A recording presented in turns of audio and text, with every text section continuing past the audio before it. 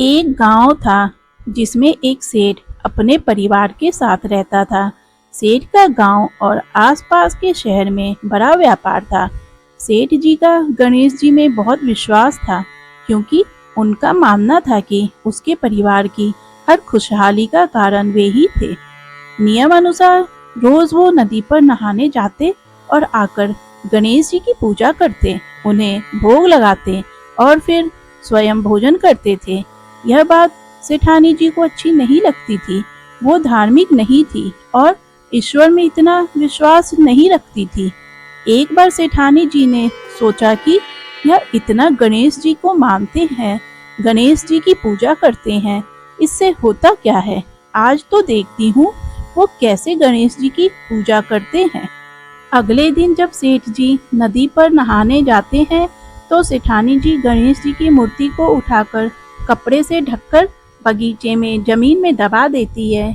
जब सेठ जी नदी पर से नहाकर घर आते हैं और देखते हैं कि गणेश जी की मूर्ति तो मंदिर में नहीं है, तो वो सेठानी जी से पूछते हैं, गणेश जी की मूर्ति मंदिर में नहीं है, कहाँ गई?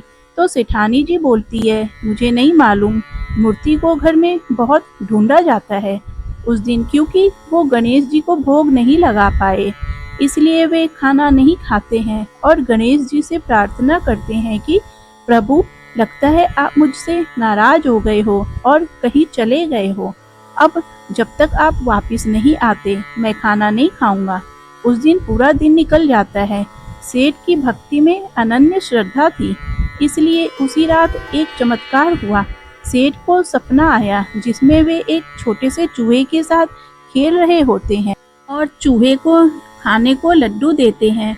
चूहा लड्डू लेकर बगीचे में जाता है और जमीन को खोदता है और लड्डू वहीं डाल देता है। अचानक सेठ जी की नींद खुल जाती है। सेठ जी बगीचे में जाते हैं और वहीं खोदते हैं जहां उनको सपने में दिखा था, और वहीं से उनको कपड़े में लिपटे हुए गणेश जी की मूर्ति दिखती है।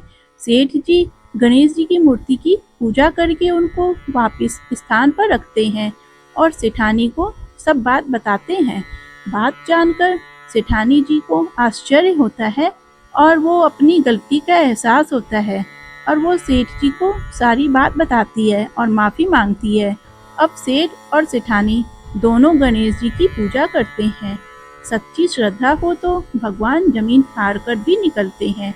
सच्ची श्रद्धा और विश्वास भी भगवान का ही एक रूप है।